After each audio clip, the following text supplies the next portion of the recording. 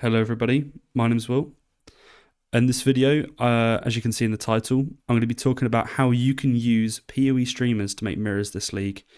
It's a very bold title, but I've done this for a few leagues before, for quite a long time actually, and it's been really effective for currency generation.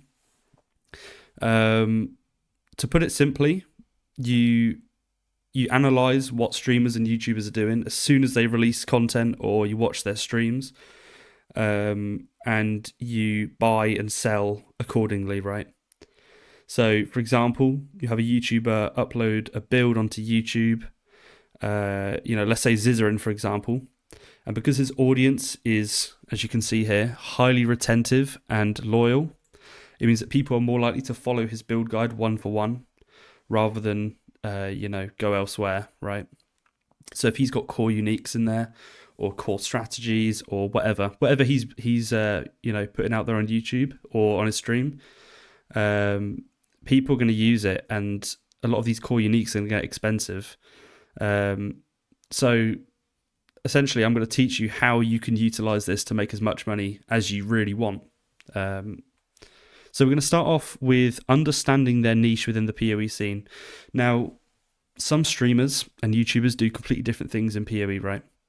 You've got delvers, you've got lab runners, you've got mappers, you've got boss runners. It's very dependent. But let's say you get the likes of a delver, okay? A lot of the items that they're going to be using are going to be expensive, especially if they're doing deep delve. And once you understand that, you know what markets to look into, and you know what builds to look at on PoE Ninja, to be able to find what they're using and go accordingly and buy the stuff. Okay.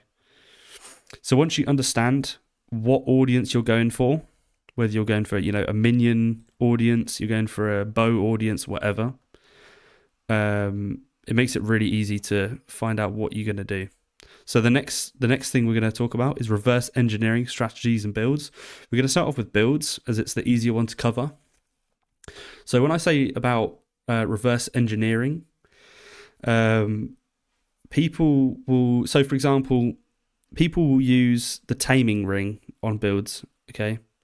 So instead of flipping just a taming ring from the trade site, you're going to look a bit further into the taming. So the taming is just an example. It doesn't mean you have to use it. But as you can see at the start of the league, 50C goes down, goes back up, whatever. Okay, this is for Affliction League. Now, if we look further into the taming ring on the wiki, you can see that there's a recipe where you can put Beric's Grip with Beric's Pass and Beric's Respite in order to get an unidentified taming ring. Okay, and we can go further with this. If we look at Beric's Respite, for example, you can see the Spark and Flame card gives you a Beric's Respite, okay? So the further you go into the chain of creating a taming ring, so the longer the process, the more currency you're going to make, just because the profit margins on each step is going to be higher, but you are going to waste more time. So if the taming was meta, that wouldn't matter because it's going to sell so frequently, you're going to make more money if you've captured that market. So that's an example of reverse engineering a build, right? An item on a build, a core unique. The more core the unique is, the better.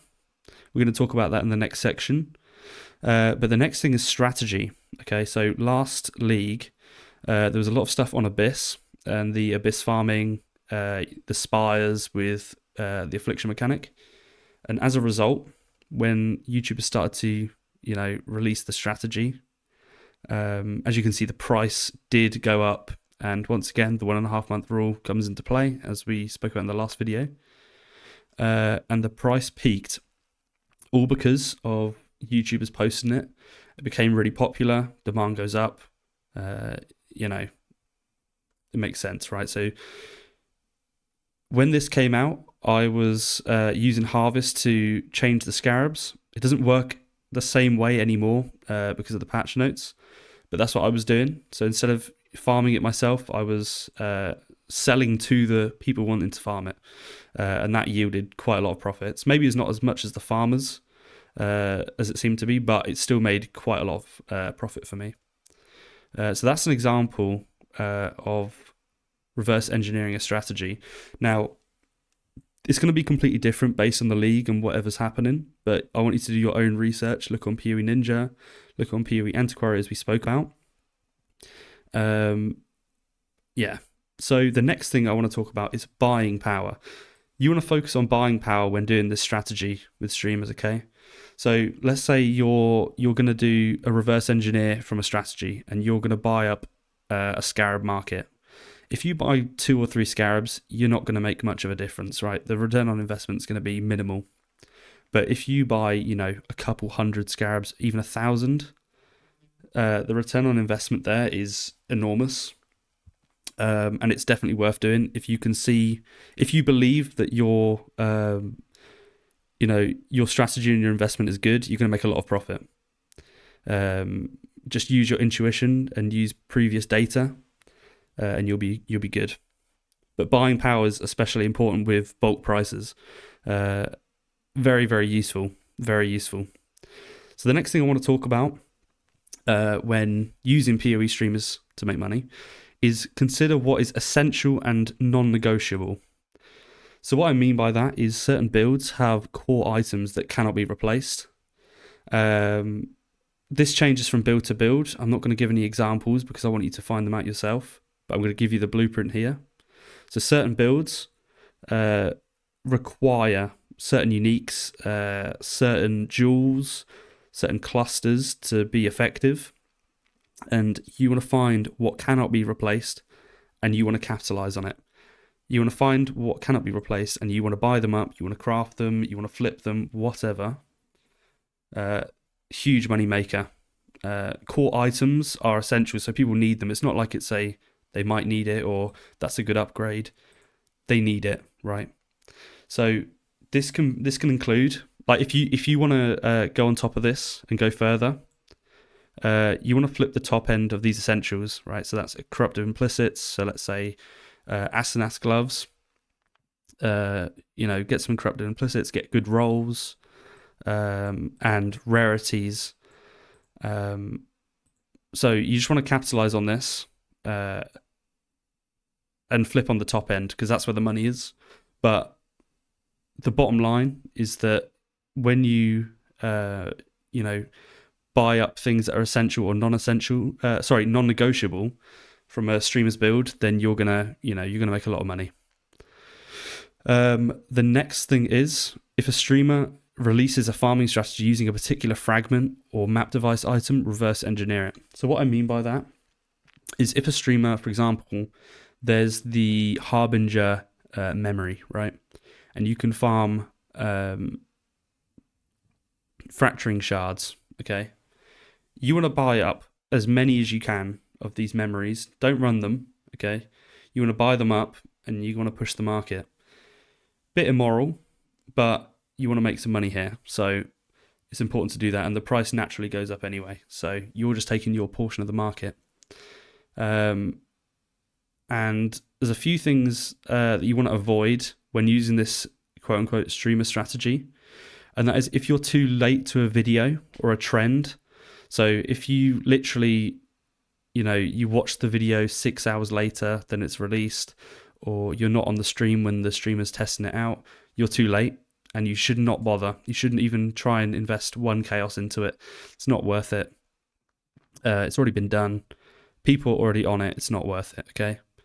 The next thing you want to watch out for is first week prices. Now, what I mean by that is a lot of streamers release their league starters on the first week, okay? Or previous week, so the league start. And this is where the price of uniques and strategies is extremely high. The hype is already built around it. I recommend, if you're going to go for this strategy on like sniping build items or sniping strategy items, do it after week 1, because the market has already adapted to people's league starters. So people already have their uniques, they already have their whatevers, right? After week 1, when they release videos, that's when you can really capitalize on this, because you're ahead of the curve. You're watching the video before everyone else. You have knowledge that they don't, right? So you can start buying them up. I want to give an example of this. I was really early to Belton's 12 passive. I think it was the two-hander rather than the bow cluster, the 84 12 passives. I bought a bunch of them at like 30C, and then they soon went up to, I think it was like 3 to 4 divines. Obviously a huge increase there, but you want to watch out for that, and you want to be on it as soon as you can. And if you're not on it as soon as you can, then it's too late. So watch out for that. But yeah, I hope that's been useful. Remember to use the tools that you need. Also remember to go on YouTube and just type in PoE League Starter. Find these, find what people are using, okay? And use it, right? And use it to make some money next league. I hope that's been useful to you. Hopefully you can make some good money from this. Regardless, make sure to share this with your friends. Join my Discord. I do offer coaching one-to-one privately. And if you've enjoyed the video, then like and subscribe, and have a good day. See ya.